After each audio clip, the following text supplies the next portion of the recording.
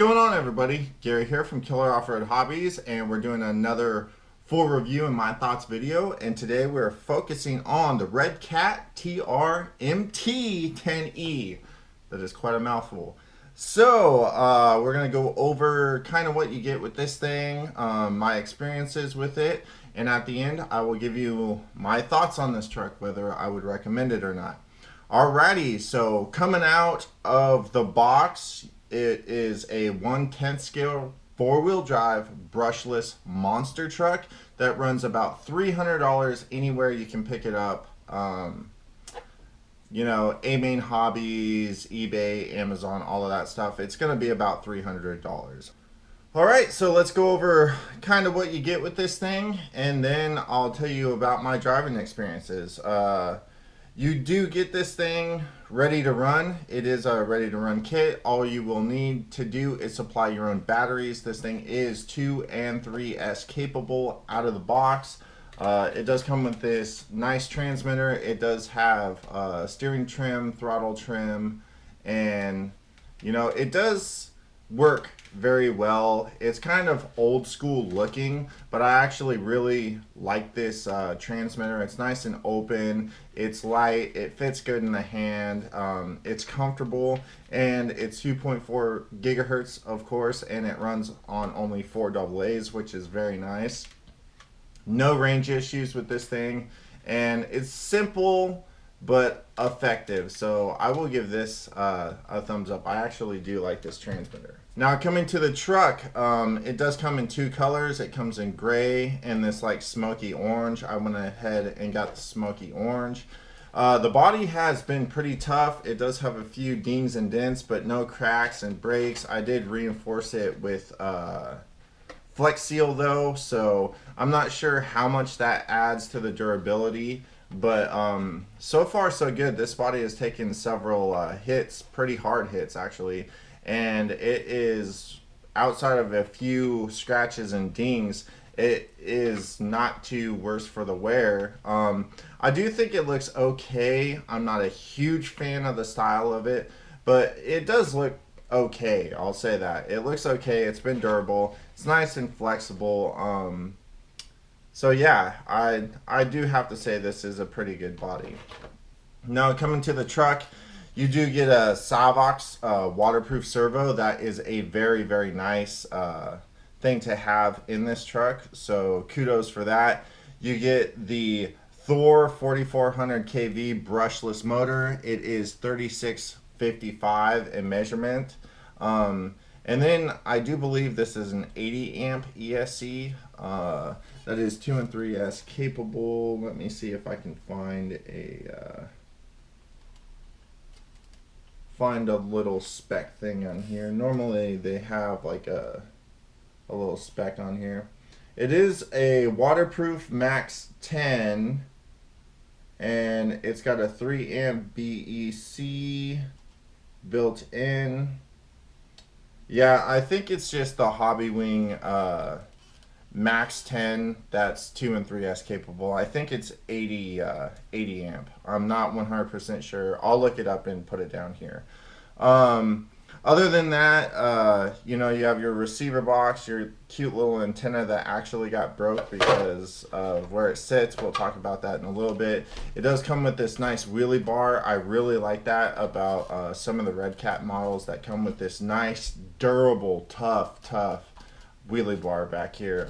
You do have aluminum shock towers. Your shocks are not threaded bodied, and they are solid plastic. They are oil filled though, and then it comes with these nice meat tires. So yeah, that's basically the roundabouts of what you get with this. It does have a pillow ball suspension up front and in the rear, and pretty much everything is adjustable. Toe in and out is adjustable in the rear, as well as camber in and out with the pillow ball suspension, and the same thing in the front. Toe in and out with your turnbuckles is going to be adjustable, as well as camber in and out with the pillow ball suspension. I do believe it's pretty much mirrored, so if you buy one set, you will be able to exchange any one of the 4 corners. This thing does not run a center diff. It is a spool. I was mistaken in my first look video. I did think it was a center diff, but it's not. It's just a spool in there. So it's just basically a straight drive, and you have a longer drive shaft in the front and a little stubby one in the rear. Alrighty, so now let's kind of talk about this thing. I have bashed this thing, I have broke this thing, I've repaired this thing, and yeah, so let's just kind of go over it. So for 300 bucks, this thing comes like pretty much totally adjustable, and it's brushless. I mean, that's not too bad. From my experiences, it was a little under geared out of the box. The body sits kind of funny, and I know people said like theirs came differently, like adjusting the body post or whatever. Well, my body post in the front and rear are set up as high as possible, and you can still see how this body sits. It sits really raked. The front basically sits on top of the bumper right now, and when I had it lower, it actually would like pop up on top of the bumper on a hard nose landing or whatever. In the rear, I had to push up that high because the body was literally hitting on the ESC and like smashing down on these wires that come out of the ESC right here. It was like literally like smashing down on these. So that's never good. That's not a good situation. I mean, I could have pulled the wires out of this little retainer right here and re-ran them and like zip tied them down somehow, but I didn't want to go through all that mess, so I decided to just put the body post up higher. Another thing is that this little nubby antenna, the tube for the antenna, got broke because of how the body sits on there. As you can see, like the bed portion of the body is incaved, you know, it's kind of receded down.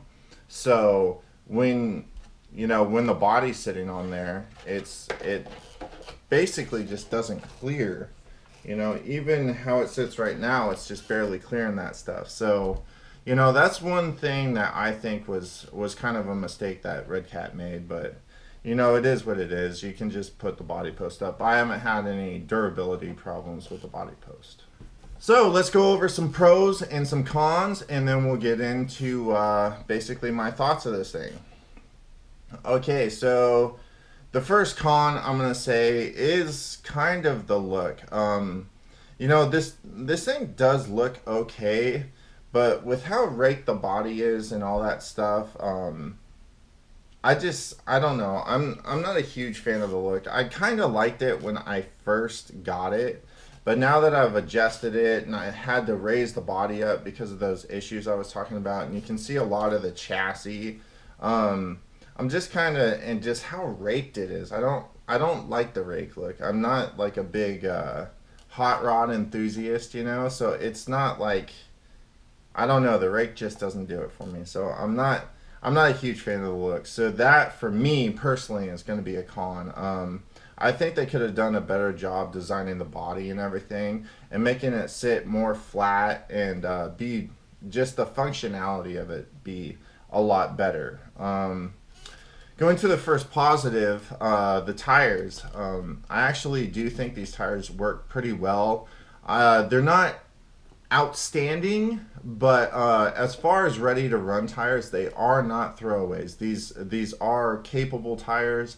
They're decent tires, and especially for the price of this thing, I think these tires do very, I would say very standard. You know, they do about as good as medium grade aftermarket tire that you would buy. So that's actually kind of, it is a plus for this thing only being $300. Now, if this thing was more expensive, I would probably say that the tires were a little insufficient. And once you get this thing going fast and put power in this thing, these tires are going to lose, you know, you're going to lose a lot of the good about the tires. But for this thing in stock form and how I have it, the tires do okay. So I'm going to go ahead and give that a pro. Okay, so our second con is going to be basically just kind of the design of this truck. I'm not a real big fan of the design of this truck, and I'll just go over a few points. These are just cons for me, um, but I'll just kind of the design of this truck. I'll nail a few cons here. So this thing is said to be waterproof, but with this handy dandy rail they give you right here to plug accessories into, and that your servo's wired into and stuff. Your ESC is also wired into this. With this truck being classified as waterproof or water resistant, whatever you want to call it, like literally, I smashed through a small mud puddle twice, and then this thing started tweaking out on me. And it's because of this accessory rail right here that is so handy. You don't have to pull the receiver box apart. You can just plug stuff into this rail right here. But if you get any amount of water in there, you will start having issues. So I think that was a big overlook from Redcat, especially classifying this thing as waterproof. Now the ESC is waterproof, the servo is waterproof, and if this little antenna tube wasn't broken, I'm sure this receiver box would be waterproof. But all of that is for nothing because this rail that you plug everything into isn't waterproof. So the waterproofness of all of that stuff is totally voided by the fact that this is not waterproof. So that was a huge design flaw for me. My second design flaw is that spooled center spur. They really should have just went the extra mile, I guess you could say, and put a center diff in here. Because the one problem I had was I broke the diff pinion off the front end because of that spool. So that's going to be a problem with that direct drive like that. That makes a lot of stress on your components, and it will lead to failures, whether it, chews the teeth off your actual ring gear inside your diff. You break the diff pinion like I did. Bending, you can bend your center drive shafts. I mean, that spool in there leads to a lot of problems. So I would have liked to see them go the extra mile on a center diff in here. Okay, so another thing is the bumper. The front bumper, this little skid right here is super, super, super thin and like flimsy, and it just wants to pull those screws through. So I would have liked to see them do something different. Either make it thicker, make it a little bit tougher. I mean, it is a $300 truck, and you do get a lot for your money with it being brushless and four-wheel drive and all that stuff. But it seems like where they kind of like went a little overboard for the price, they did cut a lot of corners to get to that price. My last complaint about the design of this thing is going to go back to the body mounts. I can't get over how like they didn't compensate for like the ESC being mounted up here and all that stuff with the body and everything. I'm not sure about it or whatever, but I'm not sure why they designed it that way, but I'm not a fan. The body post should have been addressed. Having the body sitting down on the ESC when I got it out of the box that's just them overlooking and hoping nobody says something in my eyes. All right, so enough about the cons of the design. We will give you a few more pros. So the pros is the electrical system in this thing is very good. This Hobbywing, rebranded Hobbywing ESC, very good, especially for a 10 scale. This Thor 4400 kV motor, though it came very undergeared, once you put a bigger pinion on it, it's got plenty of power. And that Salvax servo, it's always going to be a positive. you know. Another thing that's kind of cool is they did put LEDs in the front bumper. I do think that is pretty cool. And as I said, this wheelie bar is definitely a plus. I would like to see more companies provide on rig wheelie bars. You know, with the brushless systems that come in ready to runs and stuff nowadays, a lot of the times you're going to need and or want a wheelie bar, and the fact that Redcat goes the extra mile and does supply a wheelie bar on the actual rig, and not only that, but a well designed and very durable wheelie bar, I think is top notch. That is very, very cool from Redcat. The aluminum shock tires have been awesome. They're nice and thick. They're about 3.5 millimeters thick, I think. And just the setup, I'm not a huge fan of a lot of the design characteristics of this truck, but the setup is pretty decent. You know, where they decided to put the electronics, how the battery tray's set up, how the suspension is so adjustable. I mean, that's all. They did go the extra mile on a lot of stuff. They cut some corners here and there, but they did go the extra mile on this thing, especially for only asking $300 for this truck. All right, so that's kind of my spiel about this truck, pros and cons. So now let's get into my thoughts of this truck. My thoughts of this truck is that it is a very well set up truck for $300. I had one durability issue with it, breaking that front pinion. The parts were relatively reasonable. I got a whole diff case and everything, new front diff case and everything. I just kind of exchanged it out for 25 bucks, so that wasn't too bad. Other than that, I haven't had any durability issues at all. Like I said, the body's held up, all the shocks, I haven't popped any of the shock caps off. The suspension wasn't set up very well out of the box, but it's worked. I mean, I haven't changed the oils out or anything. And besides that one breakage, I haven't had any durability issues with this thing. I don't like a few things about this truck, but it's not enough for me to say that this truck is bad in any way. I do give this truck, I would give this truck like a B rating. You know, from an F to an A plus. I will give it a B rating. I do think it needs a few things. When you get it, you should probably adjust the suspension to your bashing style, whatever you're gonna be doing.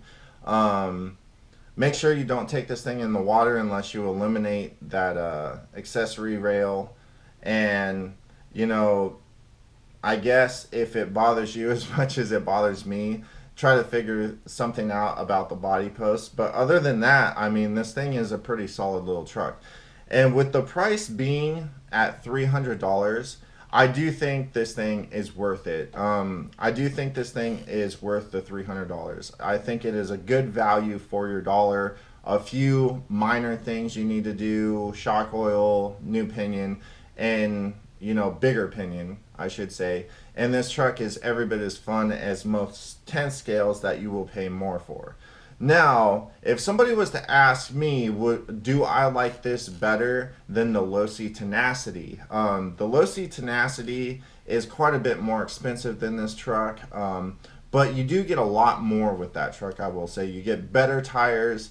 I do think the electronic system in the Tenacity is better. The servo is definitely not better, but all in all, I'd say the Tenacity is a much better truck for my bashing style. I do like that truck a lot better than this truck, but that's not to say I don't like this truck, because I definitely do.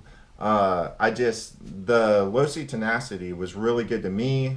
You know, whoever's watching this might have had a different experience with it, but if I had to choose the low seat tenacity or this, I would go ahead and spend the extra money and get the tenacity. I just think it's a better truck.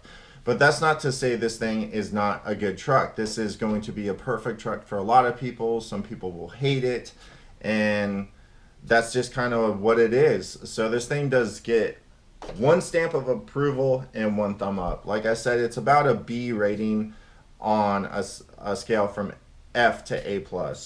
I do like this truck. This truck is fun to bash. But it does leave a little bit to be desired. I think it is a little bit small. I like the larger 10 scales. This is a true 10 scale, but like I said, the low seat tenacity is a little bit longer, has a little bit longer wheelbase. It's a little easier to control. So that's basically going to be my thoughts. The truck's value ratio, like cost to fun ratio, is worth it. I will say that 100%. Would I buy this again? Yeah, if I was in the market for a $300 brushless little monster truck, I would definitely buy this again if that was like as much as I wanted to spend. All right, everybody, I hope that was informative and or entertaining. If it was, please smash that thumbs up. If not, and you didn't like this video, please smash that thumbs down. If you got time, check out the description. There's a bunch of cool stuff down there. If you want to support the channel and help me out, become a Patreon and keep cool stuff like this coming to the channel, and you do get rewards for that. You get tickets to raffles, you get first dibs on any RC sales that I have. I post all that stuff on Patreon first, and then it comes to the channel. So if that's something you might be interested in, go ahead and check it out. All right, everybody, I'm Gary from K.O.R.H Off-Road Hobby saying get out there, get an RC, go have some fun, and we'll see you right back here on the next video. Until then, peace.